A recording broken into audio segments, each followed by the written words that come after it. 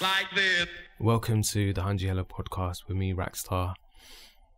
It's been a couple of months since I did the last episode, and I thought the only way to continue is to update you guys with what's been going on. So the last time I did this podcast was in November. I decided to do a couple of episodes where I'd be having guests on, and the next episode of the podcast was supposed to be with a guest. Unfortunately, we weren't able to figure something out. Lockdown happened again here in the UK, so we ended up having to kind of postpone that particular episode, which is going to happen again in the future at some point. But I thought I would just kind of get back into things with this episode by, I suppose, talking about the elephant in the room, which is what is going on in the world right now. Like, you know, this pandemic, the farmers' protests that are happening in India. There's just a lot going on in the world at the moment, and there's a lot of heavy energy.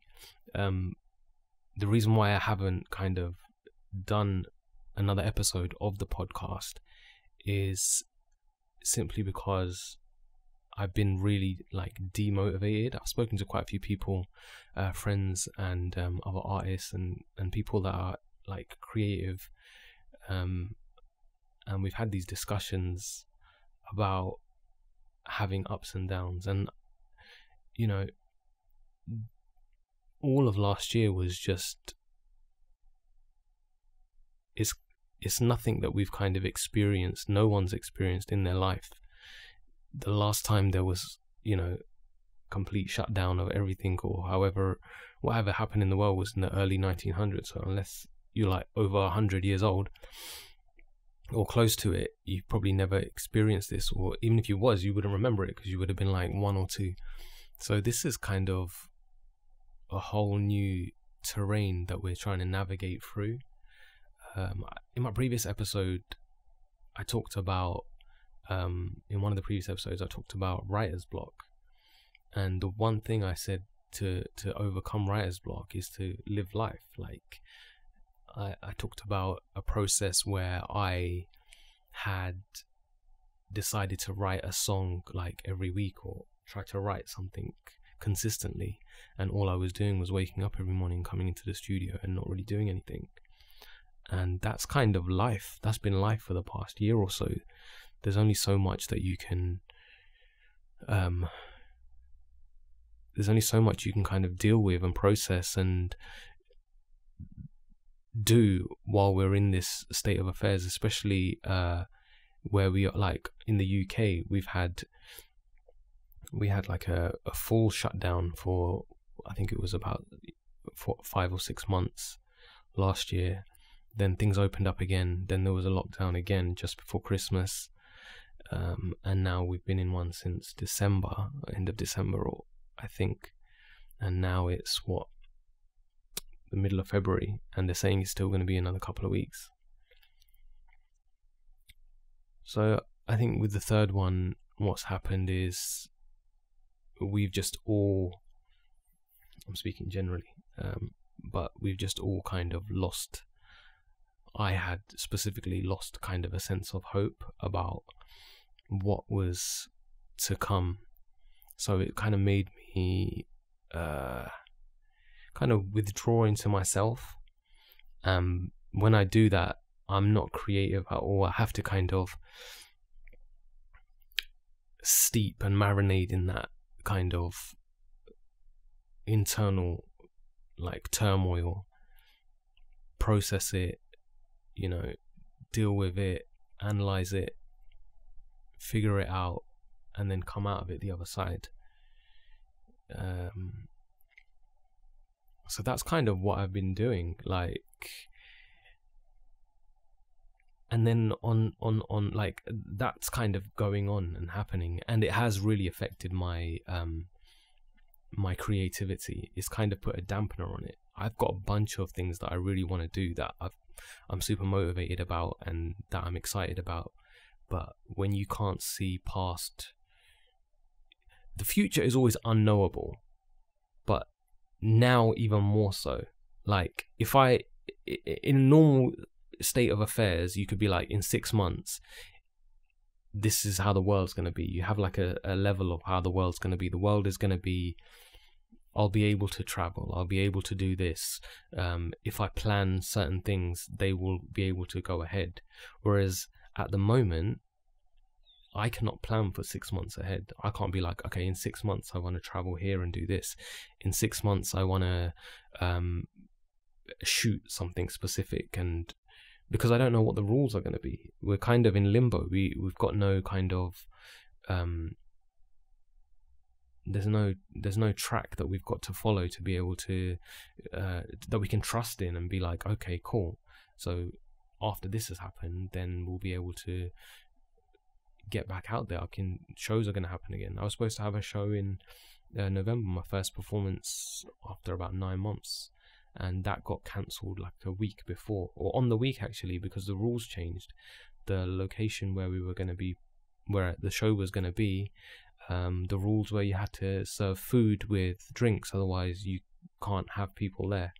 So it was all safe, COVID safe, you know, socially distanced, all that kind of stuff, but the rule was you have to have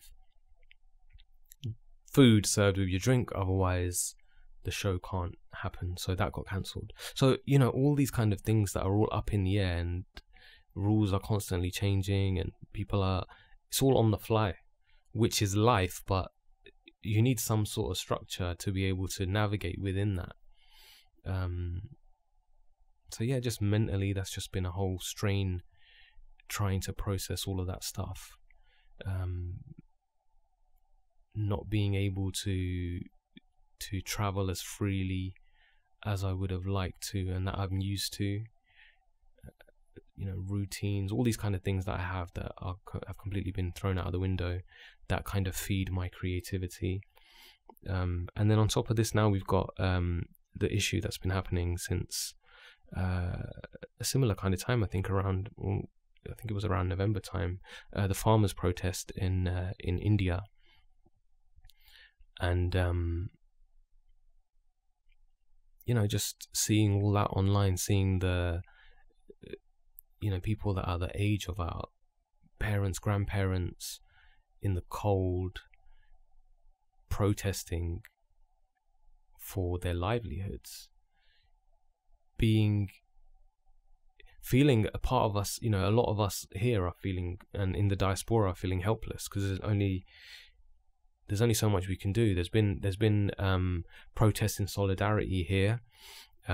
You post stuff online, you repost stuff online, and that's another minefield as well, because there's so much disparity between one side and the other. I posted something on Instagram, just an analysis of it, because in every political arena there is just such a massive gap between one side and the other, and everything is seen as you're either with us or against us. And social media is designed, or it's designed to get you, like, have you engaged fully, and to constantly have you coming back to it, and, you know, giving you dopamine hits, all this kind of stuff. If you haven't seen the Social Dilemma documentary, I'd really, really highly recommend it. But I mean, the crux of the matter is, when you are exposed to an opposing view, you're more likely to engage with that and to fight. You're in fight or flight mode. If someone says something that you completely disagree with, or that you feel is disinformation, you're going to fight. You're going to fight and fight. And I had a conversation with a good friend of mine, and we were just discussing it, and this, I mean, the crux of it was ego wars. When you argue with people in, like, I said to him, I was like, you've never seen someone arguing I've never seen it, arguing in the comments under a post and been like, oh yeah, actually you're right. You don't see it, because it's an ego war. You don't want to lose. And I've done it as well, where there's been times when people have said something stupid, or, you know, really ignorant under a post that I've made, and they'll approach it with some sort of dismissive ego towards me, and then it becomes an ego war. I'm like, nah, I'm trying to get one up on you, so I'll try and say something witty or smart or clever to belittle them. And oh man, it's just draining. Now I've decided that I'm just, I just block and delete anyone that kind of comes in with that kind of energy. You can't, these things are, I mean, and the other things that I've seen is like, fake profiles, trolls, all this kind of stuff. There was something that I saw that was just eye-opening. So shubads are, hymns, like in Sikhi there's religious hymns and they're called shubads. And I went on YouTube, this was about a year ago or so, and I was listening to some shubads. I put some on and it was on YouTube, and then I went and looked down and there were dislikes. There might have been like, thousands of likes, and there was like, a couple of hundred dislikes. And I just thought to myself, who's disliking shubads on YouTube? Like, can you take the internet seriously when that's what some people do? Like, if you're disliking shubads, you're on YouTube and disliking a religious hymn, which is, you listen to it, you feel so much peace, you feel so much love and joy. Those words like resonate, they lift your spirits. You're either like I don't know what, you're either soulless or you have just so much hate if that's what you're disliking on YouTube. I don't think I've ever in my life disliked a video on YouTube. If I don't like something, I just keep it moving, and I've always been baffled when people go out of their way to dislike something. Like, if you don't like something, just keep it moving. That's the number one thing I wish I could change about the internet. But yeah, people are in some people have an addiction to this kind of circle of fighting against something, having these enemies. And it's another thing that I spoke to one of my friends. It's a waste of your mental space. Like, I've seen things sometimes, I've looked at them like a comment or something, and I'll spend the next hour having a mental fight in my head, going back and forth with this person. Like, they might say something to trigger me off, and I'll be in my head saying, oh, I should have said this, or yeah, if I said that, that'll make them feel stupid. And it's just a waste of time. It's a waste of your mental space that you could be spending on so many other things. Having this extra time when you're in a pandemic, not having the ability to just, move on to something else, leave the house. For me, like, jump in the car and go see my friends, or studio, or go to the cinema, or just something. You're just kind of in a powder keg situation where it's just you and your thoughts. And I suppose that's what that kind of is what's supposed to lead you to some sort of enlightenment. It kind of forces you to look inwards, but for me, I haven't experienced enlightenment. It's been kind of the opposite. It's been a spiral, kind of going to the depths of what actually goes on in my head and what I've been through, and just trying to make sense of the ups and downs of what's happened the past year or so and in my life. So that is basically my short little rambling about the elephant in the room, what's been going on the past year and the past couple of months, to be honest. So I hope that kind of explains things a little bit.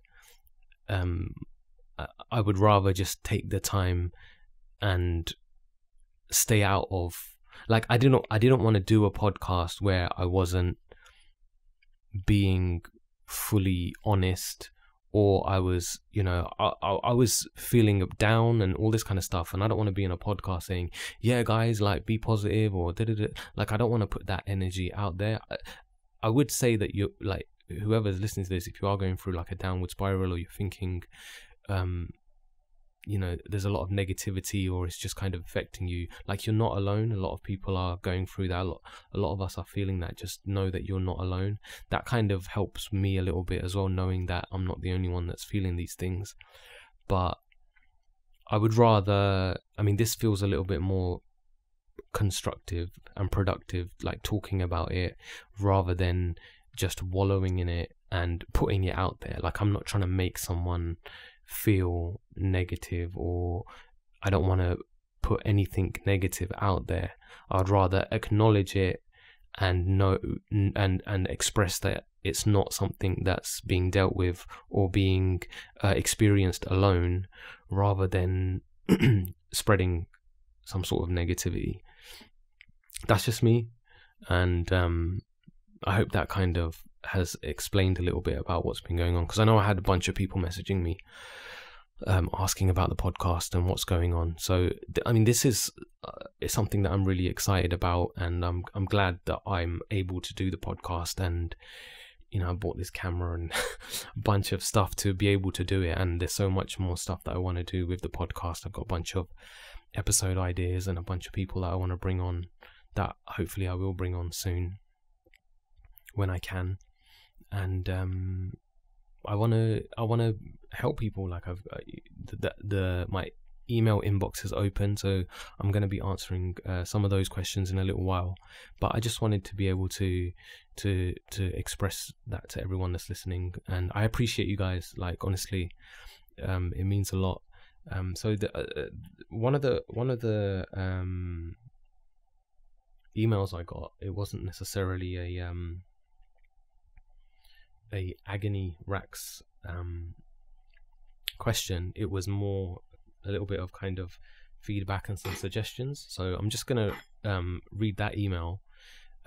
It was actually ideas for the advice segment. Like, you know, I asked you guys, what should I call the advice section? Like, ask agony Uncle Rax, or what, you know, what should I call it? So there's some this is a really cool little email, and there's some really nice suggestions. So let me know what you guys think, which one of these works, because we're all in this together. I'm not trying to, this is not a dictatorship. So I got the email that says, hi, here are some ideas for the advice segment of the podcast. So number 1, Rax speaks facts. Rax speaks facts. That's good. The other one is Hanji Help. That's really good. Hanji Help is a good one. And the sub bit under it says, I'm actually really proud of myself for this one. I'm proud of you too. Hanji Help, I think, is a really good one. That's in the lead. The next one is Reason with Rax, or Reasonable Rax. Okay, that's cool. Ax Rax, like ask is how you probably say it. That's cool. Rax's Rex, like recommendations. Rax's remedies. And it says, I love alliteration, if you couldn't tell. I think Hanji Help is the number 1 in my head, but you guys tell me what you think. If that one's a good one, then we're going to run with Hanji Help going forward in the next episode. So what else do we have here? It says, thank you for your music, especially now. Music is what keeps me going. I look forward to new music and new episodes. And there's a lot of nice stuff said. I'm currently in quarantine and not allowed to leave my bedroom, so your music is what gets me up and moving. So I'm moving around, so my legs and I thank you very much. You know, that means a lot. It's nice to hear that I'm, without, you know, purposefully trying to, something that I've done previously is helping. It says, lastly, most importantly, I hope you and your loved ones are doing well, not just physically but mentally too. Stay safe. I hope you are as well. Like, that's my number 1 thing with this. Whoever's listening to this, I hope you are doing well. I hope you're staying safe, and I hope mentally and physically you're staying well and keeping well. And it's okay to have ups and downs. Like, we all go through it. P.S. If you ever do Raxstar's book club, Reading with Rax, already got a name for it. Very nice. I like it. I'm there. I already added Into the Woods and Dark Places to my list. Even though you said you like sharp objects, I'm still deciding to trust you. Yeah, I hope you enjoy those books.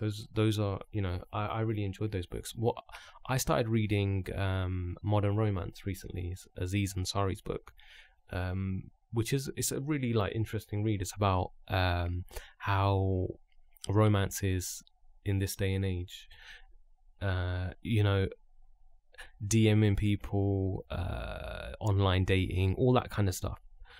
It's kind of like an analysis and commentary on modern romance, basically. So yeah, I've only just started that book, but it's really good so far. I would recommend that. If you guys only got any book recommendations, let me know. Even though I say that and I've got like 50 books in my like, I've got a shelf. It's just like loads of books that I need to read or start reading. Audiobooks as well, actually. I started listening to, okay, I'll give you a little, if you're following me on Snapchat, you would have seen, I started listening to Stephen King's Under the Dome, and I couldn't do it. Like, I literally listened to about an hour and a half. Maybe as a reading material, it's a lot easier to get through, but all it is short chapters about people that I couldn't even remember their names. And so actually, let me start again. So Stephen King's book Under the Dome is basically like the Simpsons movie. It's about a dome that comes over this town out of nowhere, and nobody knows why. I'm sure it probably is explained later on in the book, but I didn't get that far. I listened to the audiobook version. I thought that's a fascinating concept, and I listened to the first like hour and a half or 2 hours, and it was just chapter on chapter of this person's driving a car, bam, they smack into the dome and they're dead. The next chapter, oh, this person's driving a car, and bam, they smack into the thing and they die. Oh, this person was planting some flowers or something, the dome fell down and chopped their arm off. And it just goes on, and like every chapter is just that. It's like a summary of something happening, and I couldn't look, bro. I did 2 hours of that, and I was just like, this is not engaging whatsoever. And I really like it. Just, I think maybe as a reading material is better than as an audiobook, but I just kind of gave up on that. I don't think I will be getting to the end of that audiobook, and I don't know if I'll read it either. Apparently, I was reading some reviews. Apparently, reading it is a lot easier because they're little chapters, so you can just kind of read a chapter and then like, okay, you've got that, and then you can carry on going. And I think it's easier to remember characters' names when you're reading, whereas when you're listening, it's like, oh, who's that again? And then 4 chapters later, they bring up that person. You're like, oh, who was that again? And you can't flip back. You have to, I don't know, do you rewind the audiobook to try and, yeah. Anyway, so I started listening to a different book called The Handmaid's Tale. It was it's like a TV show now, which is quite popular, and it was a book that was written in the 80s, and it's set in a future where some sort of religious sect has taken over the government and the United States, and they've kind of regressed, and they have women are basically they don't have any freedoms whatsoever, basically, and they have houses where there's like a commander. So there's one guy who's in charge of this household, and he has a wife, but then he has like a concubine. So he has women that are there, and they're only there to procreate. Women that can conceive, that's their designated duty, and they go from different places, so different houses. Basically, they'll spend like a year or 2 years there, I think, and that's their only job, to procreate. Women that can no longer conceive are like, I think they're called I can't remember what they're called, Marthas. I think they're called Marthas, and basically they take care of a household. It's kind of like it's like a cult kind of thing, and it's really interesting. It's I'm listening to the audiobook. I think it's like 34 hours long. Mad, but I'm like 4 hours in, and it's really interesting. It's told from the perspective of one of the women, and you learn about what her life was like before and what it's like now, and it's really interesting. It's kind of I don't know what the ins and outs of, or why the society is like that now. So it's just at the moment, like 4 hours in, it's just learning about what the world is like now for her, and she has flashbacks of when she was independent and free, and she was able to travel and do what she wanted, and now it's like a strict regime that she's under. There's everything is regimented, what they wear, how they talk, what they're allowed to do. They're not even allowed moisturizer. Like that, she has to steal. Well, not steal, but there's butter that's given to her as part of her meal, and she has to like hide pieces of butter and she uses that just to like moisturize her face. It's kind of an oppressive regime, but it's really, really fascinating. It's like a sci-fi kind of thing. I think I would watch the TV show, but after I've listened to the audiobook, because I don't want to get any spoilers for what happens. Okay, cool. So that's that. And okay, let's get into some questions. So I've got one here. So, hey Rax, hope all is well. Please keep me anonymous. Okay, no worries. By the way, everyone's anonymous. Like if you write in or you email in, I'm not gonna share names or any personal details. Like everything is always anonymous. So just even like I've had before in previous episodes, people have said where they're from, or they might have said a name or two, and I've just I don't want anyone's business being out there. So I'm just trying to reassure you that this is a safe space. So if you wanted to talk about something or ask something, I'm not going to put your name or your personal details out there. Okay, so just wanted to drop you a line and say I'm thoroughly enjoying the podcast. Thank you. I'm enjoying doing them. I hope I can keep more consistent now that I'm kind of back on it. It says, goodbye. That whole album EP really, really helped me through my breakup. Honestly, words cannot describe. So, goodbye is from an EP called About a Girl. So that's the one that you're talking about.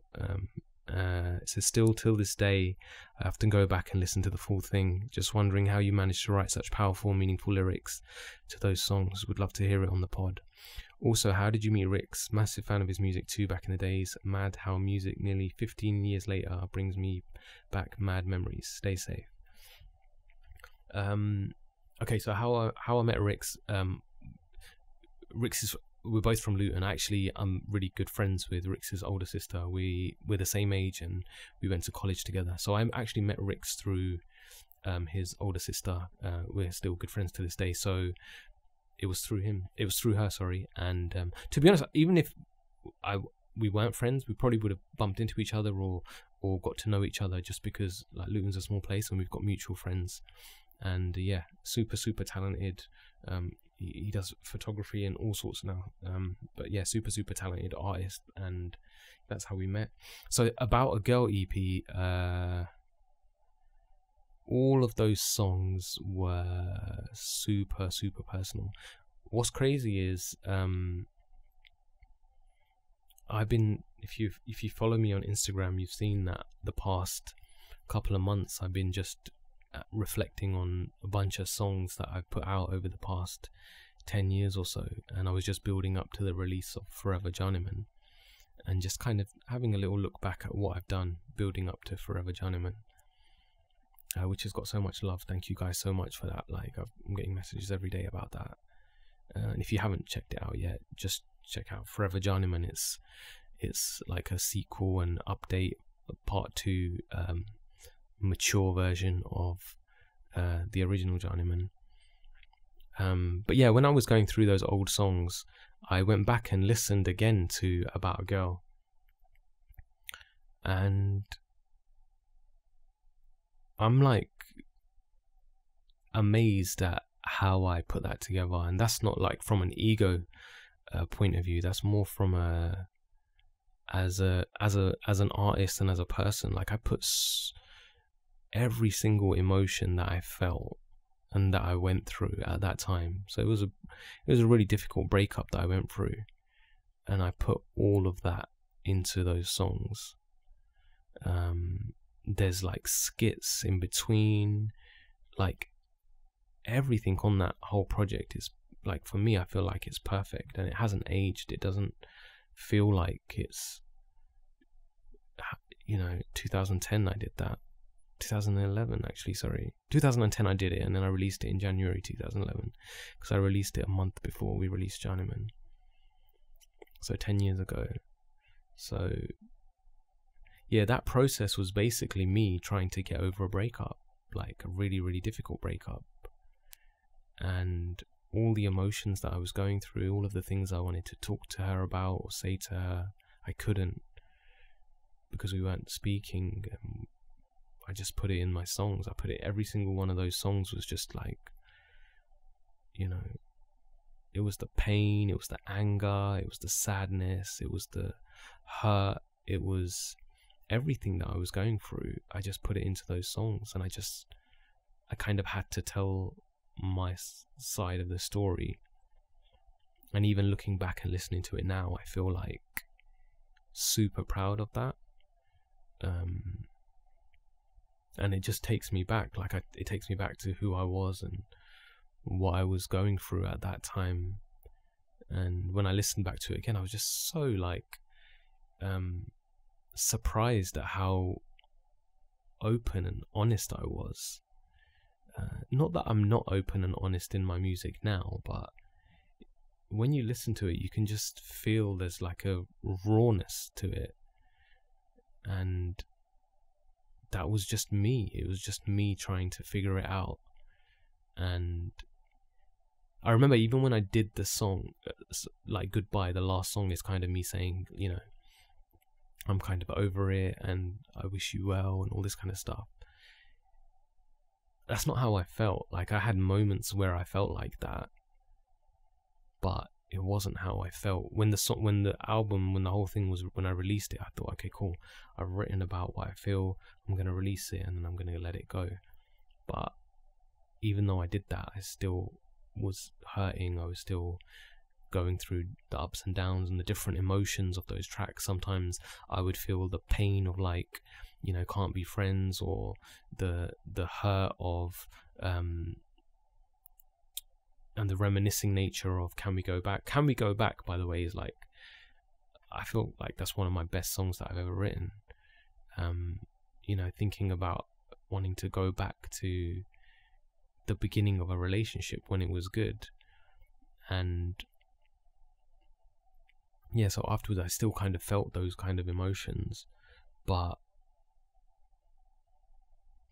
it was my way of processing and dealing with it. So I would listen to it from beginning to end.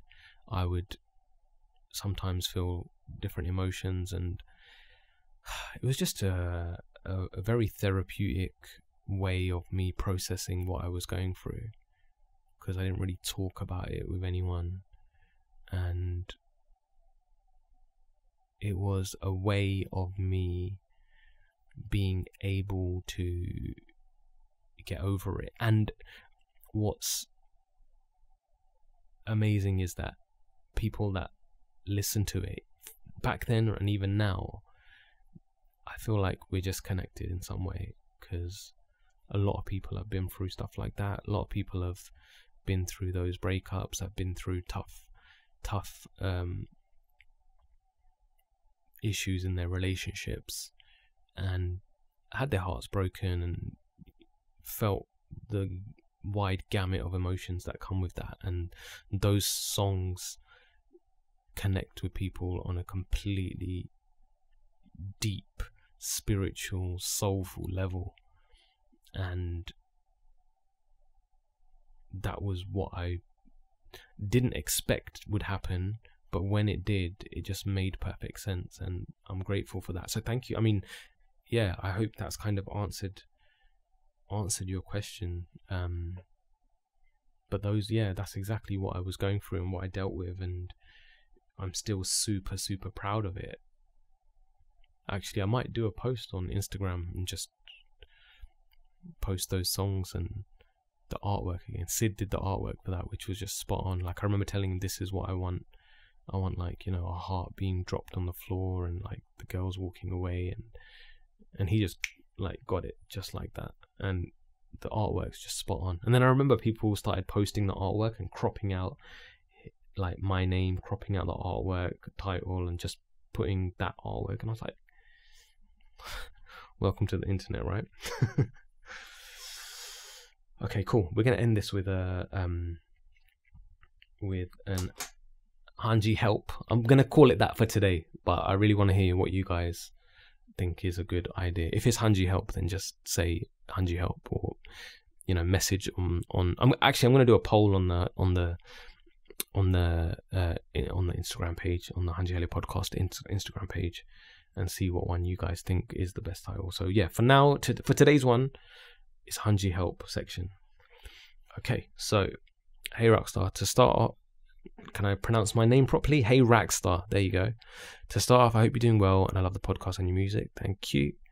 Keep up the great work. Your music speaks volumes, and seeing it performed live in December 2018 was an amazing experience. Thank you. I'm glad you came out and enjoyed that. The advice segment you have at the end of the podcast is amazing, and I need some help from the one and only Uncle Rax.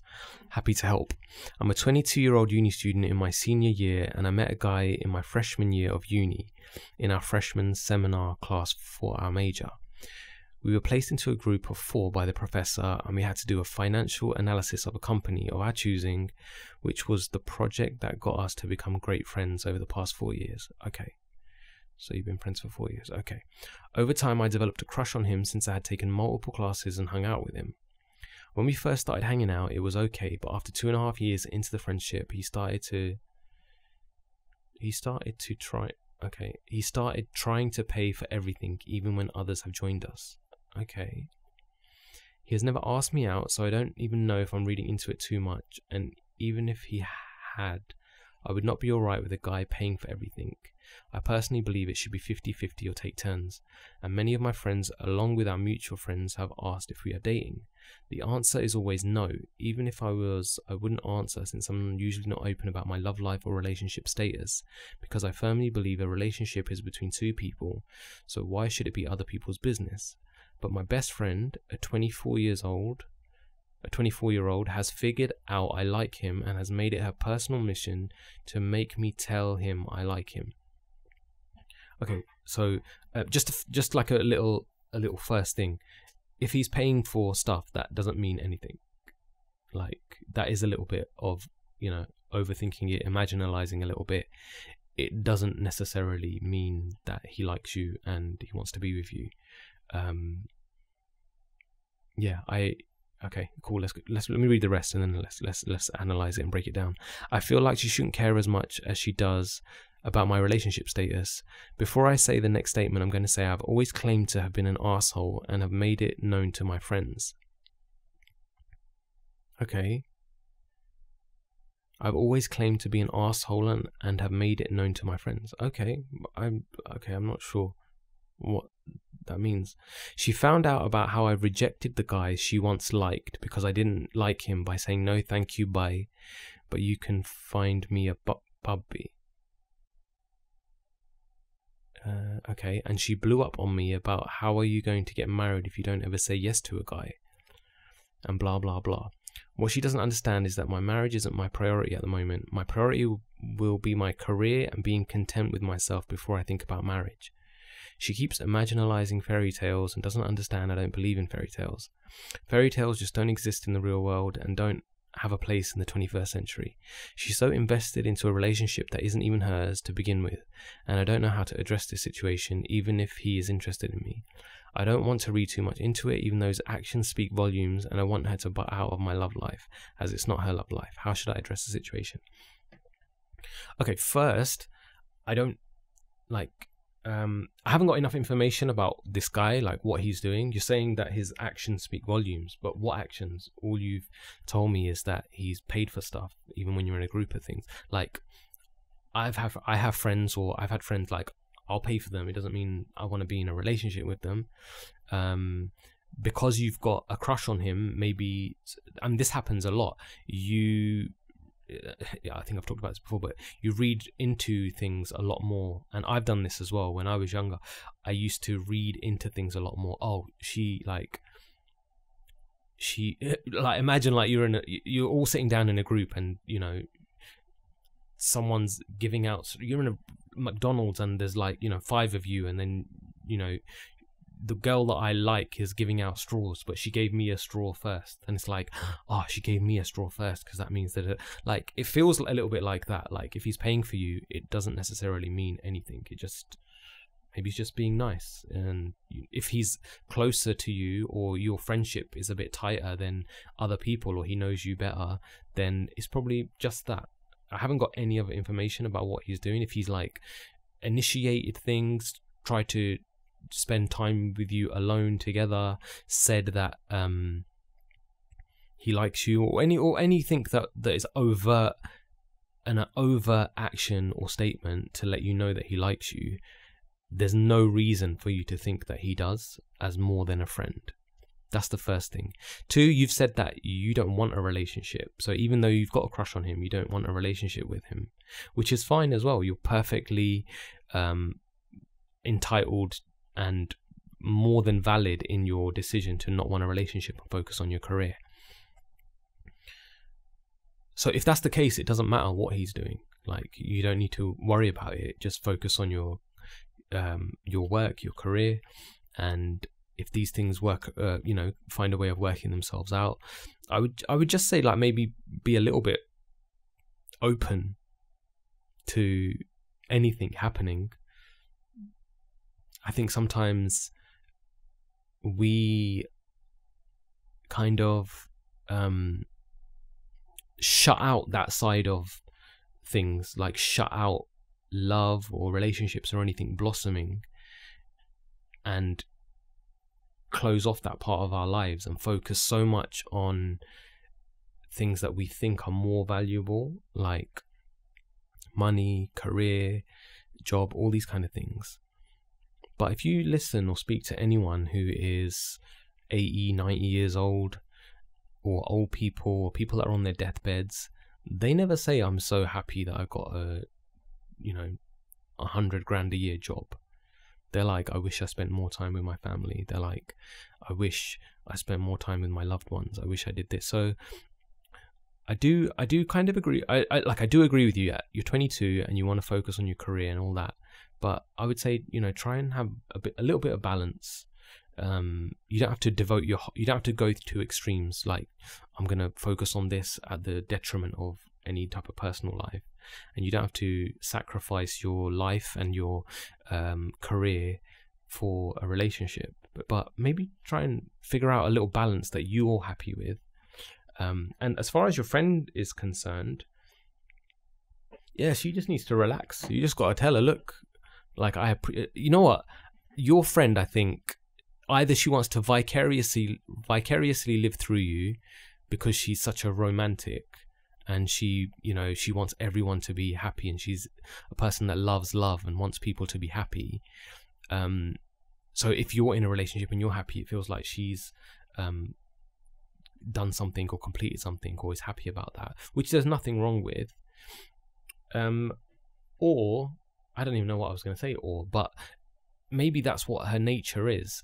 And if it is, that's fine. But maybe I think you just need to have that conversation and say, look, I appreciate that you want me to be in a relationship and be happy, but you can't force me to do that. And there's no reason that she should be forcing you to express your feelings to this guy when you're not comfortable doing that. that's really, yeah, that's a kind of like, but yeah, sorry, I forgot about the other part of it where you said that she was, how you rejected the guy that she once liked.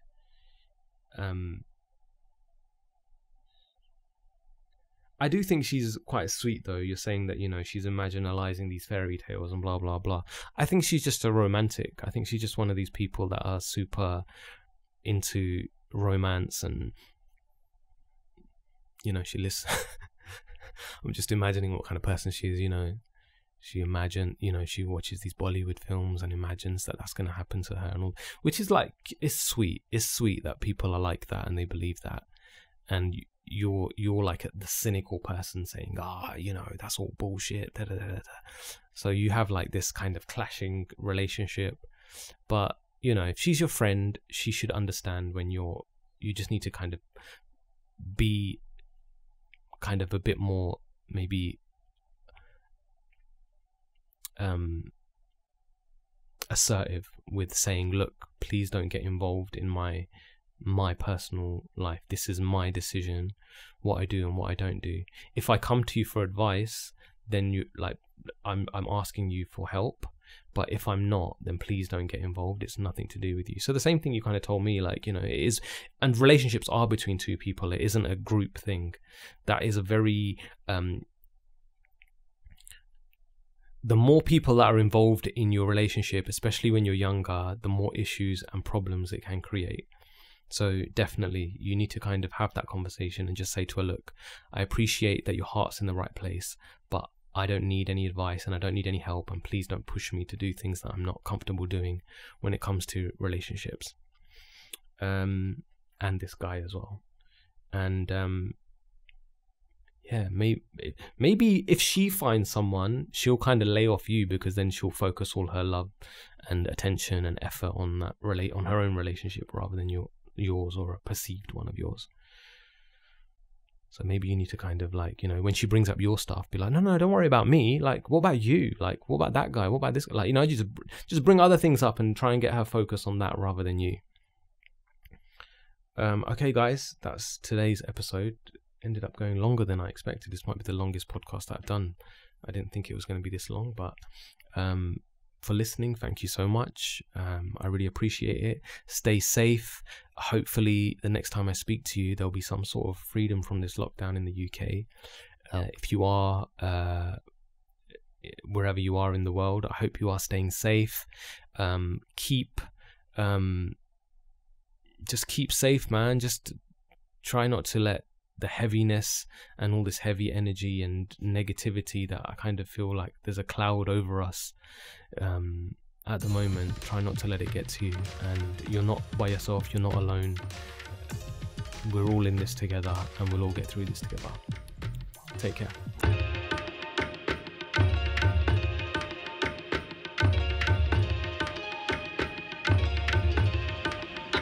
Like this.